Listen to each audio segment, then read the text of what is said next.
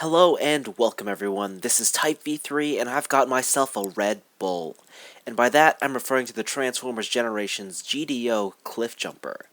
Now while this is in fact the fourth iteration of the mold, it's interestingly the only one not to be released under the Transformers Prime toy line. So is it worth the quadruple dip? If you've got the first edition Cliffjumper, then you know what to expect here. A tight, compact, clean muscle car with a striking resemblance to a 1969 Dodge Challenger RT. As a petrolhead, this vehicle mode makes me ecstatic. It's not quite perfect though. While there certainly is a lot of silver paint, I do wish there was a little more focus on the details, some red taillights or even a racing stripe.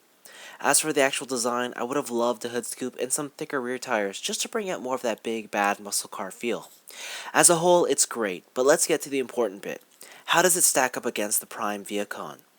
Well, I'm not for a moment going to suggest it's better looking, although it's as good as in a different sort of way.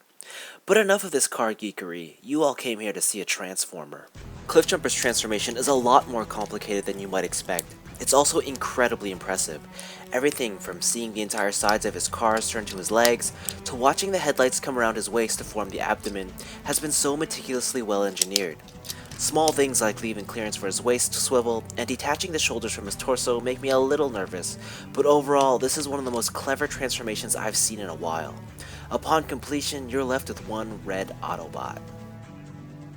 Well, let's start with the obvious. This is one bulky hero. Something that you wouldn't expect to pop out of such a small vehicle mode. Yet, with all this bulk, there's virtually no alt mode kibble anywhere. Sure, he's got those horns on his lower backside, but I like to look at those as a little design trait purposely put in by the toy engineer, just to give this figure a little more character. Paint apps are fine in this mode too. Maybe he could have used some silver accents on his toes and waist, but no real issues here. The head sculpt is fantastic. It's definitely G1 inspired with a slight hyper-stylized look and comes with some brilliant light piping. For as small as those eyes are, they seem to pick up any amount of light with ease. Also, don't be fooled by the Photoshop on the packaging. The head isn't as large and as goofy as the picture makes it out to be. Rather, it's perfectly proportional. As you might have guessed, Cliffjumper has pretty awesome articulation. All the limbs are on ball joints, even the shoulders are on a hinged ball joint. Double jointed elbows, nice wrist swivels, and everything is really tight, very stiff. For most people, maybe that's going to be a small issue, but I like my joints nice and tight. Nice emotive ball jointed head. The only real issue is there's no waist, basically.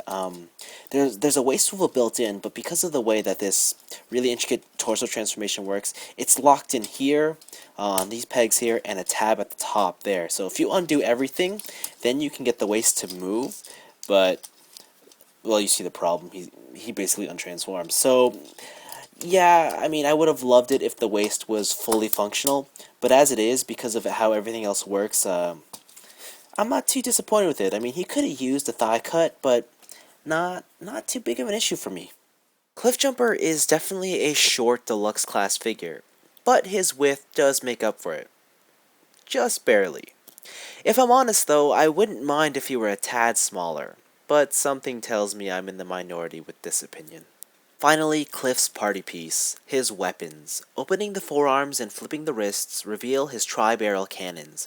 It's a gimmick that stretches back to the beginning of Transformers toys, and one that I've always enjoyed since it takes care of weapon storage so conveniently. While these don't actually do anything, they've been given a nice silver sheen and look great. Now that you've seen all there is to see with GDO Cliffjumper, let's address that initial question again. Is this 4-3 paint worth picking up? In a word, yes. As much as I loved the original Transformers Prime First Edition Cliffjumper as a toy, I never thought that he actually looked like the on-screen character. The shoulders and legs were too different from the show model, and those details annoyed me a lot. Enough so that I can never consider the original Transformer as an all-time great toy. This figure, however, with its new head and darker red color scheme, I just find to be sublime. Sure, he doesn't look like a Generation 1 Cliffjumper, but he embodies everything there is about the character. Will he fit in with your classic styles Transformers? Probably not. But he does make for a great IDW comic stand-in.